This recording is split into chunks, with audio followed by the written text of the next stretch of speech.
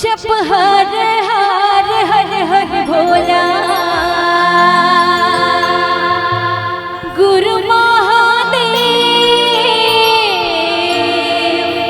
जप हर हर हर हर भोला गुरु महादेव शंभू।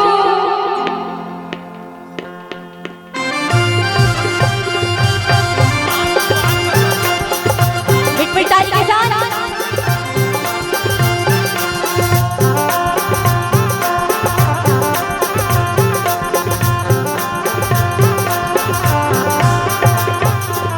जप हर हर हर हर भोला गुरु महादेव। जप हर हर हर हर भोला गुरु महादेव। जप हर हर हर हर भोला गुरु महादेव। जप हर हर हर हर भोला गुरु महादेव।